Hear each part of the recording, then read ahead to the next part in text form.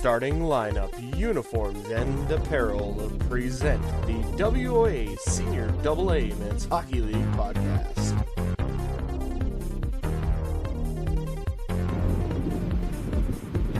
Hello once again, everybody. Andrew Rogers here, the host of the WOA Senior AA Men's Hockey League podcast. This is episode number 9. We're all the way up to 9 now. We just keep flying, and you know what? I hope everyone had an awesome weekend. It's been great, these podcasts. It's been a great opportunity for the players and the management to come on and speak about hockey and their experiences, talk about last season, talk about their team, talk about what the future holds, which really no one seems to kind of know or have an idea. There's a lot of fear, understandably so, given the uncertainty of the situation. So hopefully there'll be some clarity, but the question is a matter of when that'll happen. Hopefully sooner rather than later. I think people just want to know, but I mean, when you go this long without really knowing, it's you just want to make sure that everything is considered before any final decision is made on the upcoming potential of a 2020-2021 WOA Senior AA Men's Hockey League season. On our last episode, we had Shelburne Muskies General Manager Barry Trude on with us. He was fantastic. I had the privilege of speaking with Barry a number of times throughout the season last year. He's just an excellent mind and a great guy, and it was really a pleasure to speak with him about the league and to bounce ideas and just have a great conversation with him. So that was really nice, and we appreciate having Barry on, and we'll definitely make sure to have him on again if he so chooses. And you know what, if the season gets underway again, I'd look forward to being back in Shelburne for more games, as they were quite the host to me, and they were very, very nice, generous hosts when I was there in Shelburne, and the people were just fantastic. So it's a great stand-up city and a wonderful hockey team they have over there in Shelburne. On to today's episode. It's, like I said, episode number 9. Before I move any further, I want to give a shout-out to our presenting sponsor, Starting Lineup, Uniforms and Apparel. That's run by Mitch Scott. It's great to have him on board with us, and we appreciate all that he's done for us. This episode, number 9, is going to feature a couple of Elora Rocks players, number 16, Trevor Lord, and number 18, or 19, depending on the game, Andrew Whalen.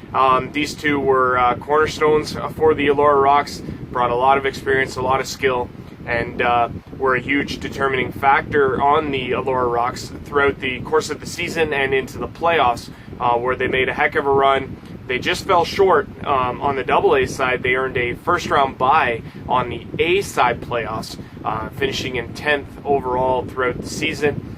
They were able to earn a first-round bye, and then in the second round, the semifinal on the A side, they made it all the way to game number 6, I believe, against Milverton. That was quite the series between the Milverton four-wheel drives and the Elora Rocks. We'll speak to Andrew and Trevor about that, but it was a great back-and-forth series that Milverton ended up prevailing in, and they earned their spot in the A final against the Tavistock Royals, which ultimately was unable to get started due to COVID-19. So we'll talk to Trevor and Andrew coming up here shortly. They, like I say, they are my guest on today's episode of the podcast, episode number 9, the WOA Senior AA Men's Hockey League Playoffs. We're going to introduce them right now. At this time that we want to welcome in our guest for the podcast, episode number 9 of the WOA Senior AA Men's Hockey League podcast. From the Elora Rocks, number 16, Trevor Lord, and number 18 or 19, depending on which game, Andrew Whalen from the Elora Rocks. Guys, pleasure. Thanks for thanks for coming on here. And welcome to the podcast. Thanks a lot for having us. All right. So, guys, like I say, interesting year for the Elora Rocks from start to finish. We'll get into that in a minute. First question I have, though, is about COVID and how it's affected you guys personally. Everybody's a little bit different in terms of what they've been doing, and obviously with a little relief on the way, it's obviously good news for everyone. Trevor, what have you been doing in the meantime, pal? Just been working a ton. Nothing really changed other than not playing hockey 4 or 5 times a week, but that's starting to pick up again. So it's just trying to keep busy. Yeah, exactly. Right on. Andrew, what about you, pal? Well, at first we were kind of shut down, and then through Zoom, we kind of started an online community with our company, Whalen Hockey Training, promoting functional fitness and then just obviously hockey skills. So we've been pretty busy with that. And then this week we were able to obtain some ice. So we got 15 hours ice this week and close to 20 next week. So looking to get the gears going for at least myself and the kids for next year. So luckily been able to stay busy that way. Oh, that's good, man. That's good. I'm glad to hear that. You know what, guys? Like a lot of the talk that I've had with other people that have been on this podcast is about next year, and there is a lot of fear that next year may not be able to happen due to a number of different reasons. Obviously, if and when they decide how things are going to look in general. What do you guys' thoughts on that? Like, are you guys of the same boat? Or are you guys in fear of what could potentially end up not being a season? Whalen has definitely a topic on that one. At least for the WOAA, unfortunately, it's a smaller group and it's not backed up financially as well as other places. I know when Hockey Canada is going to go back, at least with minor hockey, it's going to look like a lot more skill development at the beginning. And even from sources I've heard that are up in like the CIS, that they're probably not even going to start playing games till November, December. And they're just basically going to do a lot of skills for the first half. So with a small league like this, depending on how the rules and everything works, right? Again, there's a big fear that potentially maybe only get 10 games or maybe they fold this season and prepare for the next, right? Yeah. Yeah, Trev, how like are you concerned that that there may not be a season at all? I'm pretty concerned, but honestly, I think that hopefully there's no second wave of this and everything just can go back to normal as soon as possible. I mean, it sucked not to have a season because no hockey for me and everybody, but, hopefully everything goes well. That's all we can hope for the best. Yeah, I mean, I'm with you guys. I mean, yeah, sure, a season or having no season would be really unfortunate, and especially for you guys, the players that would miss out on that opportunity to have a season. But I think, yeah, the health of everybody is kind of the bigger picture that everybody has to kind of keep in mind through all of this. Exactly. Yeah. Oh, yeah. I want to talk about the season for Elora. I mean, it had a lot of ups, it had a lot of downs. Take me through it from your guys' perspective. I mean, do you look back on it as a whole and grade it? I think when we started, it was my first year there. So when we started our first game, we played against Shallow Lake. So first time hearing about the league, first game, no idea where Shallow Lake was. Get in my buddy's truck and we're driving all the way 3 hours away to the middle of nowhere. And we had, I think, 9 guys showed up. So Okay. The beginning of our season was a little rough, but then we started adding pieces to the puzzle and we started finding some success. And then unfortunately the playoffs didn't go our way and then the season ended. So Right. Yeah. I would just say, unfortunately we had the puzzle pieces there, but just not at the right times, or Right. we sometimes had very low numbers, right? And it's tough to play in this league, right? Unless you have 3 lines that can really go. If you show up with 10 guys, you're gonna be toast by the third period. No, I agree with you. I mean, it's funny that you guys should mention that because that really is the truth of it, is that if you don't have the numbers on any given night, then you're sunk from the beginning.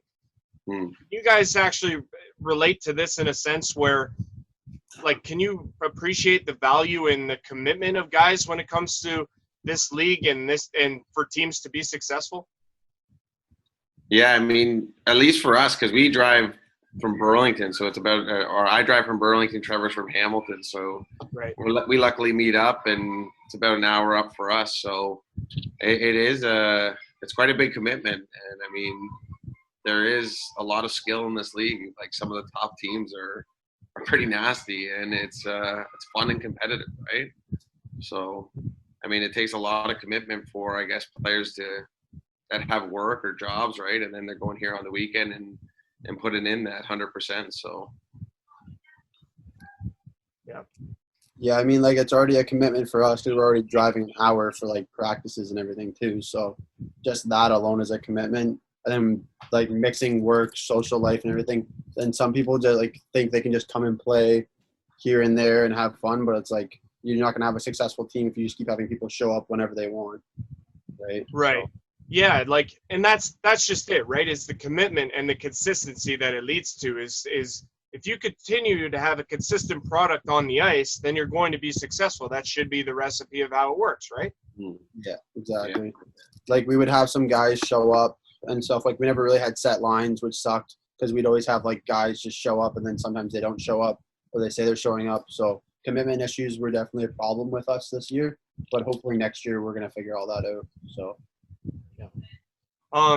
now, so take me to the series against Milverton. Like, I didn't get a chance to watch some of those games. I wish I could have had the ability to do that, but obviously had my own commitment issues on my own side. But from the scores that I saw that were outrageously high, like, what was it that was the deciding factor there? Because it looked like it was pretty back and forth between you guys and Milverton.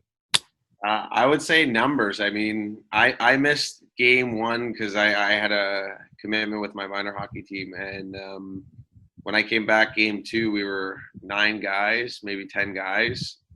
And it was, we put up a fight and it was kind of back and forth. But as we mentioned before, when you don't have numbers, you just kind of burn out. I mean, Milverton, they got guys that will put the puck in the net if you give them the opportunity. So, yeah. I mean, what I can say about that is I went to Vegas game 3 and 4 in Las Vegas on vacation. So there's my commitment. But I know Whalen absolutely lit it up. He had back-to-back-to-back hat tricks. So, I mean, he kept us in 2 of those games. I think he won us 2 of those games. Well, there you go. It's interesting, Trevor, you bring that up because obviously what I've noticed from a lot of people that I've spoke to in this league is how highly they speak of other people, especially when it comes to teammates. So I'm going to put you guys on the spot. I'm sorry I have to do it, but I'm going to do it. Andrew, talk about Trevor's game. Oh, boy. Well, we call each other out all the time on NHL, so he knows exactly. He's a flying cannon out there, self pass off the end boards, tuck it in top cheese kind of guy, right? So he's got those legs. I mean, he's got some nifty moves. He'll get up that ice. So I know if I'm feeding him the puck, he's got a good chance to score. So right on. Trevor, talk about Andrew's game now. Oh, where do I begin? Well, at the start, I don't know. He's got a really good shot, so that's really good and useful on the point. We use him on the power play. Honestly, just when I first saw him play, he just showed up out of nowhere because we made a trade and we got him and Dobby. And his first game, I think, was against Lucknow. Yeah. I think he hit the post 8 or 9 times in the one game. And I just thought, like, holy cow, this guy can shoot the puck. And then they put me in front of the net, and he has the puck at the point, and I'm just praying to God that he doesn't hit me with it. But his edge work is – I only scored 1 regular season goal, though. He's failing to mention that. So yeah. Wasn't the greatest year. And well, we can appreciate your honesty there, Andrew. We could appreciate that, man. Yeah. I want to ask you guys about some of the other guys that played with you guys throughout the season. Talk about Clayton Holzer. I was actually really impressed with him when Minto visited, like when Minto would play you guys. Like he's so dynamic out there. Talk about his game. Yeah, I mean, he like on the power play, him and Mixamick, I think it is. Sorry if I'm pronouncing that wrong. They had great chemistry, right? They were 1-2, and I mean, when we put them in the lineup and got them out there, they, I think, scored quite a few power play goals for us. And he's just, he's got nice hands, so he makes those nifty moves that you're kind of not expecting, and then just breaks for that net, and he's got a nice ability to put the puck behind that goalie. No doubt. Trev? Yeah, I thought he was actually a really good player, super good addition when we could have him out there. Unfortunately, he goes to school up north, so it was hard to get him out to all the games. But whenever he was out there, he's always scoring goals. So that definitely helped us a lot. Power play, super slick hands. I don't know how many times he undressed a goalie on a breakaway. Just unbelievable. He's got a lot of skill. Let's talk about Ed Gaffney. Gaffer. He's a workhorse. Goes. Yeah, he's a beauty. Yeah, he's been there a long time though, right? Oh yeah. Hopefully he returns. I don't know if he's all done playing now. He might start working more in the like management position for Allura, but I think he's gonna play. Hopefully he does. Yeah. I think he's got another year. At least from what I was chit-chatting with him, and it'd be nice to have him back, whether he's grinding it up front or holding tight on the blue line there. Yeah, he's always a guy to have. He'll always show up to every game, no matter what. Yeah. So. Right on. Andrew, the question I got for you, I mean, you've played in this league now for a little while. One thing that I've noticed is how much the league has changed over the years in terms of what kind of a league it used to be and what kind of league it is now. Can you speak to some of those changes and how you've kind of adapted? I mean, when I first came in the league, it was, you heard quite a few stories, and there was quite a few fights when I first came in the league. And obviously, as the years have moved on, it's kind of transitioned to more of a skill game. And I think the merging of the North Division and the South Division really opened that up, right? I thought playing a little bit in both divisions, where the North still, you play the Northern teams are a little bit more physical, where the Southern teams, they want to more free flow, move that puck. So you can still kind of notice a little bit of the difference in styles between North and South divisions, but I think it just opened the game up for a much better product. No, for sure. I agree. I mean, like, it's crazy, you know, how, like, to see its evolution. I mean, some guys, they've been in the league a lot longer. You know, Some have been in the league since its inception, which is just crazy in terms of how they've been able to stick with it and adapt throughout the league and how it's changed. But it's really interesting to get people's opinions on that. Trevor, my question is for you at this time. Like, you just played in the league for the first time last year. How did you find adjusting it and coming in fresh-faced and new to all this? I definitely did not know what to expect when I first started playing, but like as we kind of got on, I talked to a couple of the guys and they're kind of just like explaining it.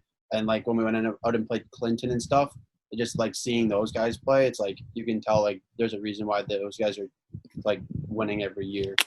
Yeah. Can you guys speak to this a little bit as well? Like the really interesting thing that I find about this league is now there is a very mutual understanding amongst the players in terms of how big this league is, in terms of, okay, we want to win on the ice, but we also have lives outside the game, and those are also very important because, you know, we got jobs and we have families and we have kids, we have people that we need to go, and we have things we need to do outside of the game. The question I guess I have is how big of a fear is that when you're playing in the games that, okay, I got to take care of myself because I got a job to go to on Monday morning? I mean, personally for me, like I think the game, again, as we mentioned before, it's gotten so much cleaner. I think the refs have to look a little bit more at the high hitting, but other than that, I think it's a pretty clean league, right? Like, you don't have too many meatheads in here anymore, and most of the guys are respectful on the ice. I don't think there's as much chirping. Obviously, you still hear it here and there, and obviously there's the rivalries, but there's never a time where I feel like someone's going to try and take my head off, right? Like, I don't think it's a dangerous league at all anymore. No, I get that. Trev, is there any sort of concern for you when you find you're in the game? Never really any concerns. I mean, most of the guys are pretty nice. I mean, I think everybody understands, like, they all have lives outside of this, and it's like you're not in the NHL anymore or anything like that. So it's nothing crazy, but no, I never feared about anybody trying to kill me or anything. I mean, maybe the chirps and stuff, but that's just hockey, right? No, I get it. Competitiveness. I mean, it's always going to be there. And yeah, you want to get under the skin of your opponents. I totally get that as well. But I do agree. Like, I agree with you guys. I think there's a general mutual respect amongst the teams that play that know, okay, we're going to go as hard as we can to win this night. But at the end of the day, we're going to have a brew or two after and talk about that, because a lot of people in this league know a lot of other people that play in the league as well. Well, exactly, and I think that has the big part in the mutual respect too, right? Like, it is a small community when it comes down to it. Most of the guys that when I started playing, the young guys are still there, and I know a lot of the older guys, and I'm sure a lot of the guys know me from obviously my neck pad and being in the league for a couple of years. So I've obviously heard a few chirps from that, but like it's just a good group of guys, right? Sure. No, I get that. Trev, question for you.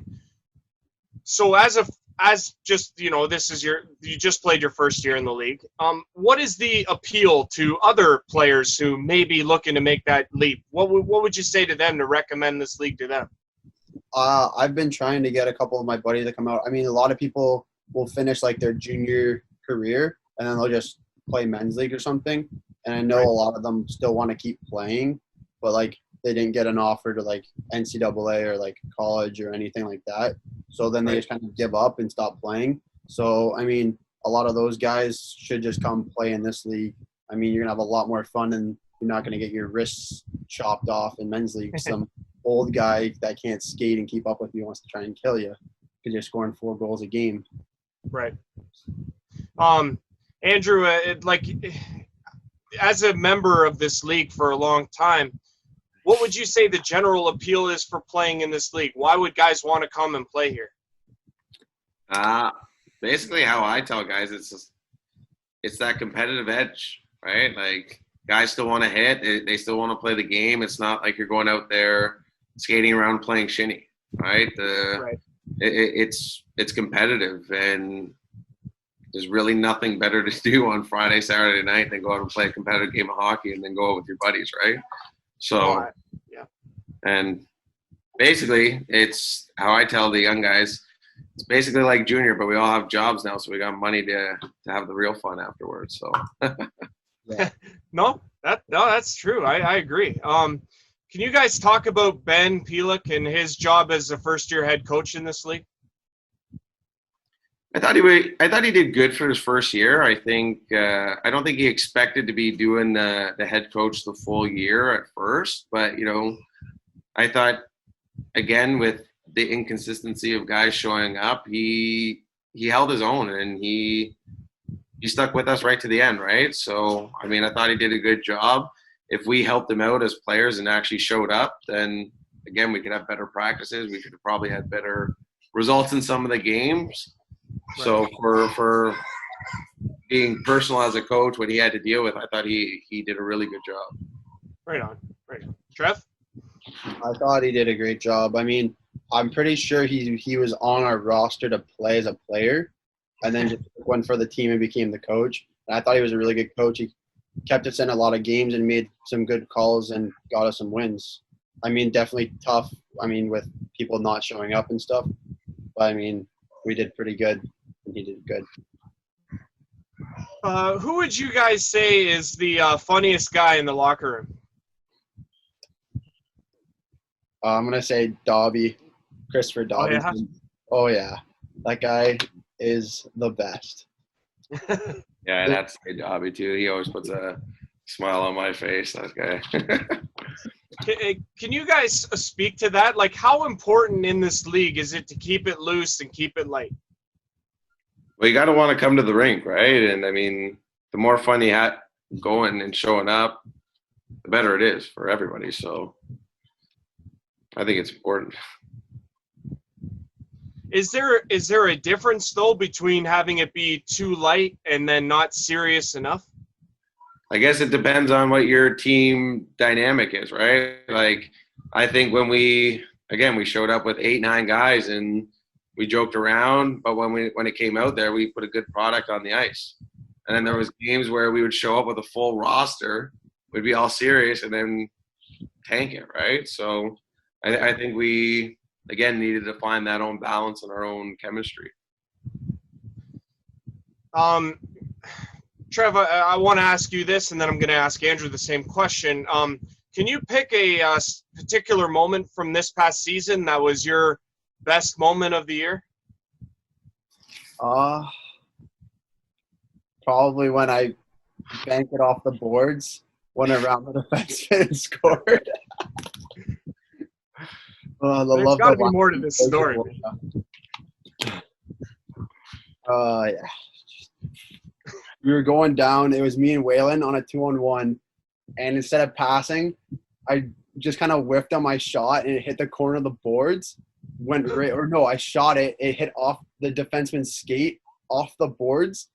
I knew it was gonna come right back to me, so I went past the defenseman, got it, shot it, scored.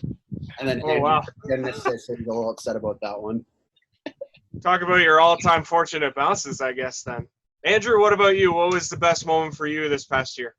I would probably have to say, like Trevor said earlier, is getting the back-to-back hat trick. I don't think I've ever done that in my life, so that was pretty cool, and I don't care what kind of hockey, so that was definitely the highlight for me. That's a pretty good one. Guys, I guess it's how important. So how important in this league is it to stay in shape? Like, is it like it's obviously become a young man's game now, where speed and finesse and skill is very important. I mean, guys just can't hop off the bus and lace them up and then go. It's not like that anymore, is it? No, I would say the top teams, like those guys train, they take it serious, right? Like you look at Ripley and Clinton, like those guys are there doing their warm up. They're on time. They show up a full bench, and they don't stop grinding on the ice, right? They wear you down. They hit. They're physical. They got a ton of skill, and I mean they're all fast and great players. So I think the training, if you want to be successful now in this league, you got to put a little bit of commitment into it. No, I agree. Trev? I think you definitely have to be somewhat in shape. I mean, you're playing 3 20-minute periods. It's definitely not a short game at all. So the cardio lifted a weight in his life. Yeah. That's awesome. Cardio, I think the cardio is a big thing there. I mean, I play like 3 or 4 times a week, so that definitely helps. I mean, I don't really work out much, but like I kind of just do like my own thing. So. No, I hear you. That's good. That's good. It's good to know how important, like I say, that is to all of it. Andrew, I want to talk to you about your training program and everything you got going on. I wondered if you'd give us some info on what it is you got going on and how people can get involved in that. So basically right now, with the ice shortage, we're doing 4 virtual classes a day. So we have an 11 a.m. functional movement, a 2 p.m. high-intensity puck control, a 6 p.m. High-intensity speed and agility, and then a 7:30 p.m. Rollerblading. Obviously, if the weather's kind of like it was today down here and raining, we won't do the rollerblading in the evening. We'll move it over to the weekend. Right. And then you can find us on www.whalenhockeytraining.ca. All our information's on there, or you can send me an email at andrew@whalenhockeytraining.ca, and we can get online sessions at least going right now. We have very limited ice. It's very early in the morning right now, so I know I've heard from people kind of in that area, but 2 hours is far for a 6 a.m. skate. But we have it open if you want. Yeah, no, hey, you never know, man. If people want to do it that bad, they'll go to the ends of the earth for it. Oh, yeah. No, that's great, man. And you know what? All the best with the success of that. And if there's anything that I can do to help out with that, just let me know, all right? Thank you. Thank you very much.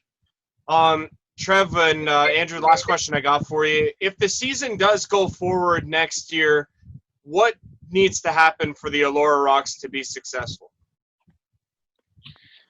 I think we need to, again, have more of a players meeting and go, do we want to be serious or not? Because again, if we get our 3-4 lines going, I think we could be a contender each night, right? Like Are we going to win every game? No, probably not. But are we going to be competitive?